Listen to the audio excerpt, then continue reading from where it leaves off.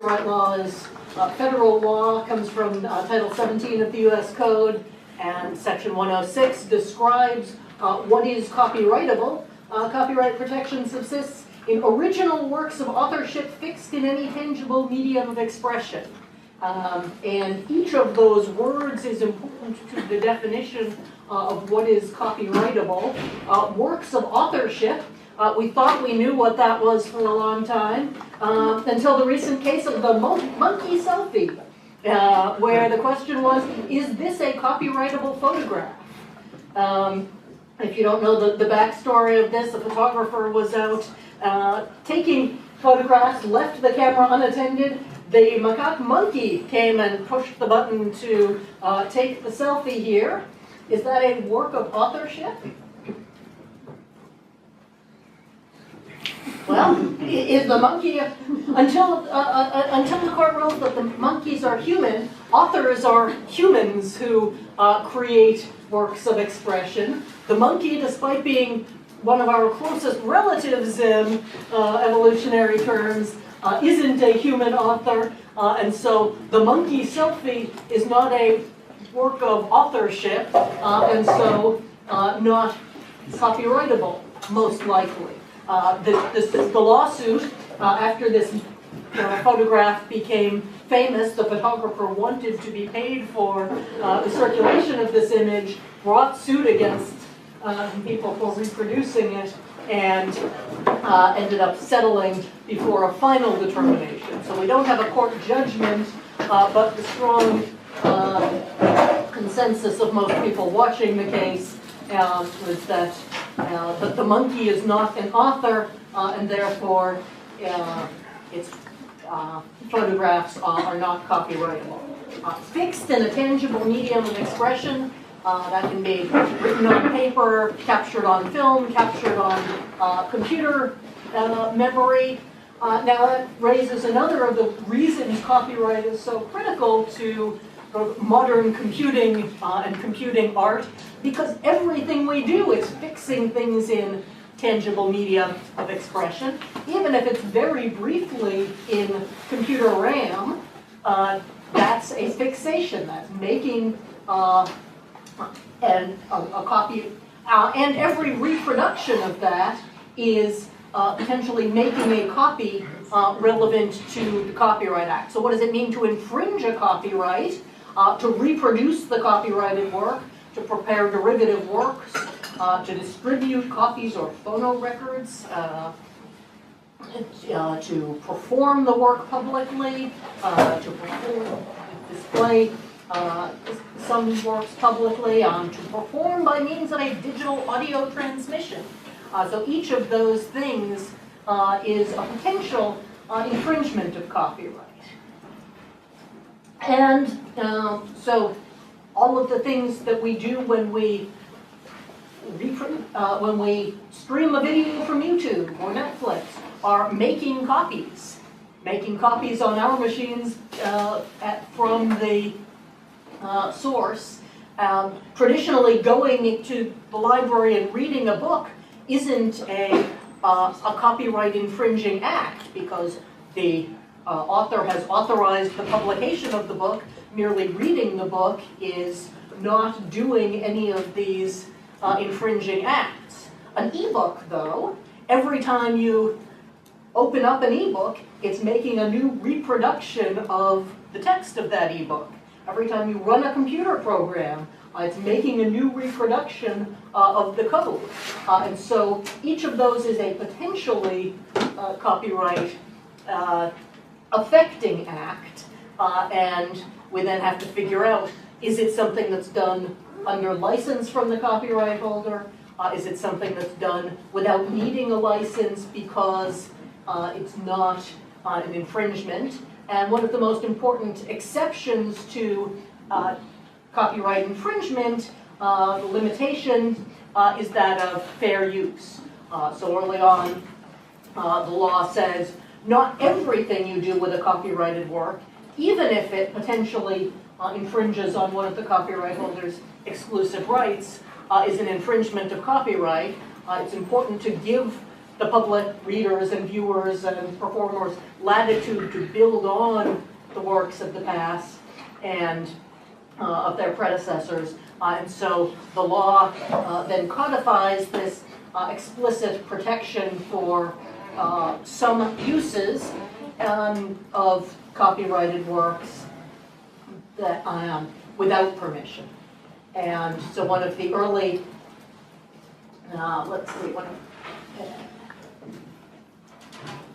the early cases to come before the Supreme Court on the questions of fair use was the case of Campbell versus Acuff Rose. Musician Roy Orbison had recorded the work Pretty Woman, rock ballad, which perhaps YouTube will let me bring up. And let's see.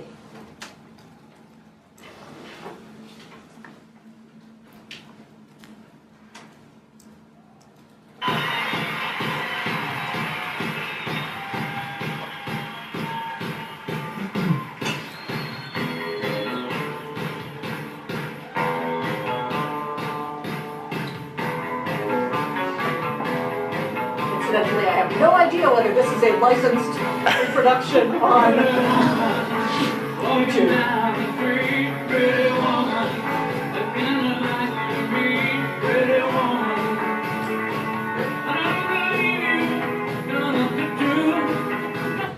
Okay, so that's Pretty Woman. And then, Two Live Crew.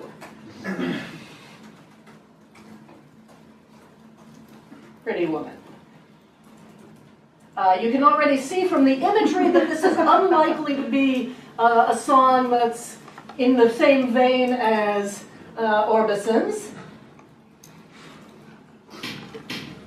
This one, we're told, does not contain explicit lyrics.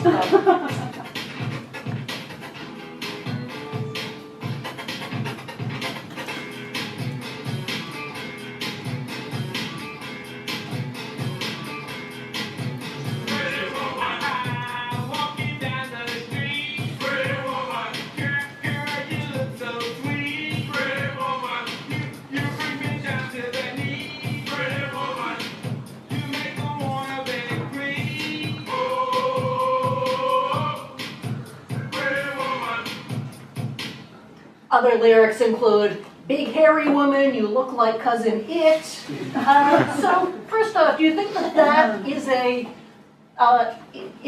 touches on any of the copyright holder's rights? Roy Orbison is copyright holder of the original ballad Pretty Woman. What do you think? Is this similar to? Absolutely not. I mean, it's not any different from a Weird Al Yankovic cover of a song or remake. As far as I'm concerned. Okay, so you're already jumping to the defenses that they would have against a claim of infringement. The first step in the analysis we do is there even any substantial similarity? So if it's a totally different song, if it's Happy Birthday, and Roy Orbison claims that infringes his copyright, the court looks at the two of them and says, no substantial similarity, no infringement. So here you're saying this is similar. It's using the same underlying melody. It's very different instrumentation, some different lyrics. But you compare it to Weird Al Yankovic, it's a parody. They're taking the understandings around the country ballad type song, which had a very sweet meet up on the street, into a rap lyric where these streets are not nearly so clean as those of Orbison. And so they argued all the way up to the Supreme Court that this was a parody of Pretty Woman, and won. Two Live Crew won their lawsuit on the grounds that this was a parody and not an infringement of copyright. And so the court went through these 4 factors of the fair use test, where they look at the purpose and character of the use, and said, even though this was a commercial use, even though Two Live Crew was trying to make money by selling the album, it was transformative. It wasn't for the same purpose as just duplicating what Orbison had done. It was to make a political or social commentary on the earlier song, and that transformed the original. The nature of the copyrighted work, there's some distinction between fact and fiction. The more creative works get more protection by copyright than purely factual works or functional works, as you may see in computer programming. The amount and substantiality of the portion used in relation to the copyrighted work. How much did you take, and did you take only as much as is necessary for your use?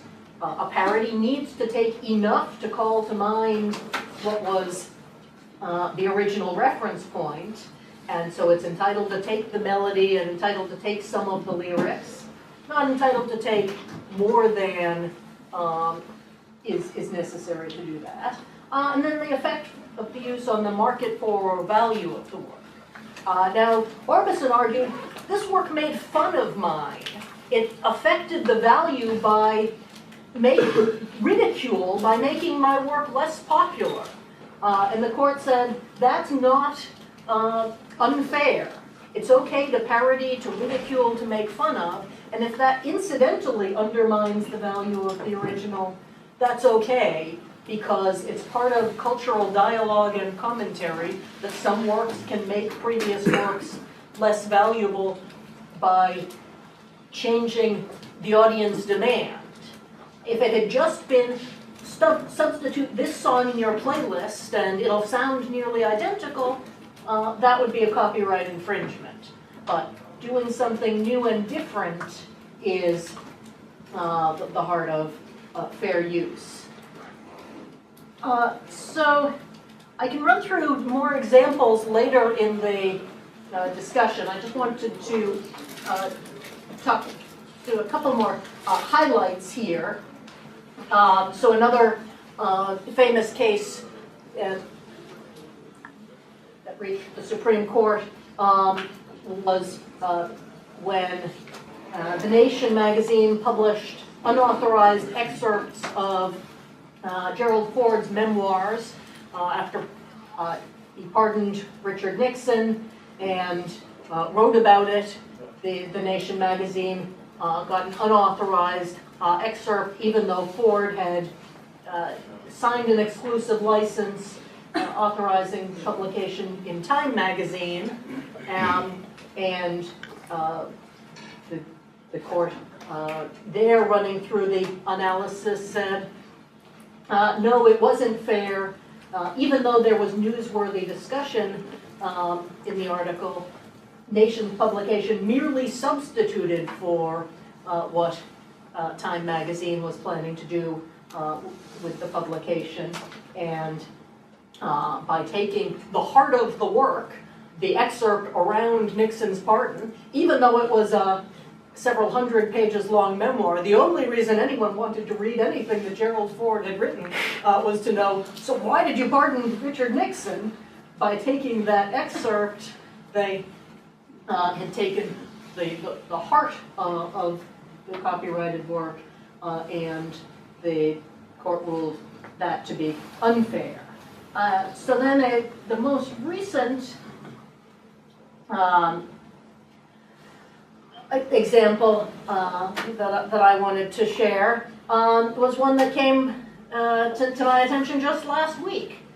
So the website, this website, FactBase, got hold of some audio tapes of Howard Stern's radio interviews with Donald Trump.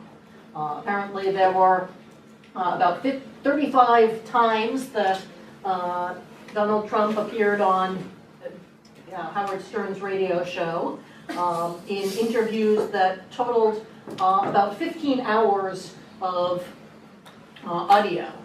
And they published transcripts of the recordings. They published the audio itself and some analyses, some hashtag or keywords by which you could search those to find out. So did Donald Trump ever talk about immigration with Howard Stern? Of course, these were interviews from long before his presidential campaign, when he was speaking as a private citizen and real estate developer, and general, and so Fact-Base thought these would be interesting to the general public and published these. So, any guesses what happened?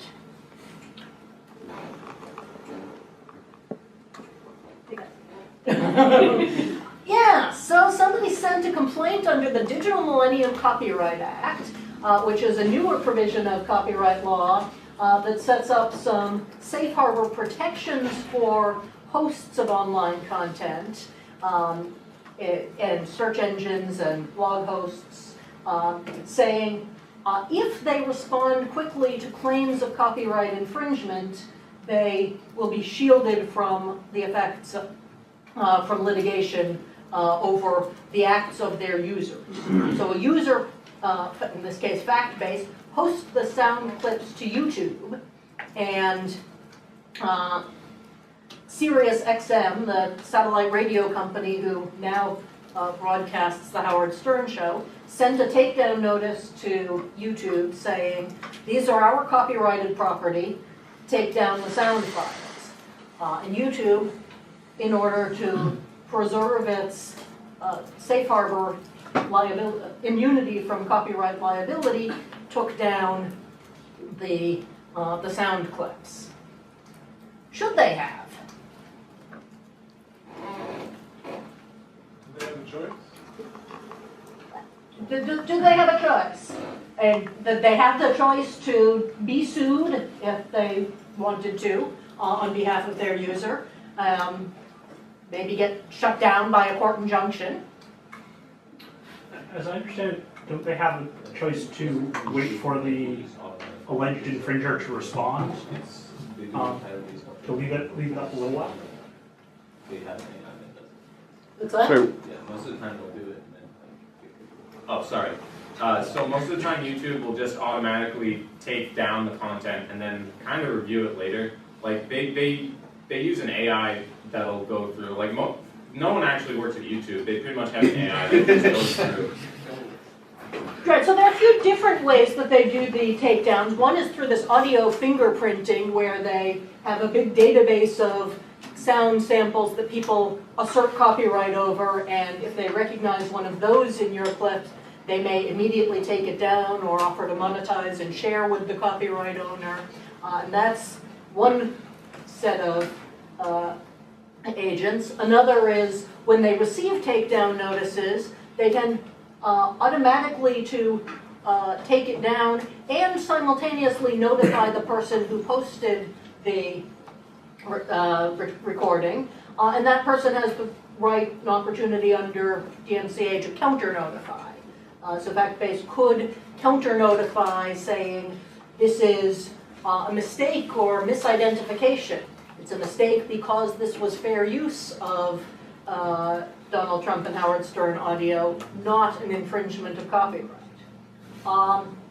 So, fair use? I've got a good argument for it. I would say it's slam dunk. Okay. So if we run through the factors, purpose and character of the use.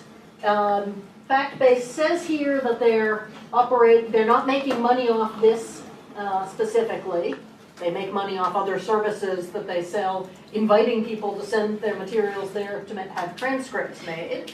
So this demonstrates perhaps the value of their services, but it's not charging for access. Are people going here for the same reason as they turn the radio to Sirius when they're driving in the car? I see some heads shaking. no. Probably not. One could argue are probably going because Were these sound files publicly available before, what was it, Factspace posted them? They were not. Somebody sent some MP3s or sound files to Factbase, and so public had no access to these interviews until they were posted That here. would seem to weigh in favor of it's not affecting Sirius commercially because they weren't selling them. Okay. And were they posted only after Trump became president, or were they posted prior to the election, or? They were posted just last week. Okay. Ooh. So you're looking at a transformative use of the material in a way that Howard Stern had not originally intended that information to be disseminated. Is it transformative if it's just the full recording though? That's the question. Well, that's a substantiality part. It's recontextualized, I think, in a more educational way, with the nonprofit and education. Kind of educate the public on his, who he is as a person before he was president, and how that informs his policy. Yeah, so this is a case that has not yet been litigated. It hasn't even gotten to the stage of You have a question Factbase. back there? It just reminds me of like how databases are treated under copyright because it's a collection of, even though it's a transcription, so it's in some ways transformed. I feel like since it's unedited, it is also untransformed. And like we went over this example where white pages aren't under copyright under databases. So I'm just thinking that this kind of falls under a similar umbrella. Sure. Maybe this is just a collection of facts and reproducing them for the purpose of allowing people to get the journalistic fodder is important. Couldn't they also argue that when you go onto YouTube and type in Howard Stern Show, those videos could come up and it's taking away money that the actual Howard Stern Show videos hosted by, or whatever they have up, hosted by SiriusXM would get if they got those clips? Yeah, they could argue it is substituting for the market when people just want to hear some Howard Stern. If they find this, that might satisfy them.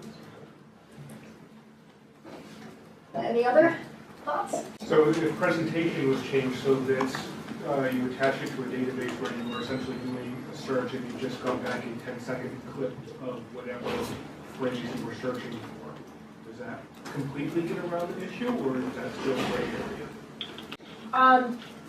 Well, that makes it more of a transformation, and that's the approach that projects like Google Books have taken in making. They digitize entire books and then make available just snippets, and have said, and some courts have agreed that that's a transformative use because it's for a different purpose.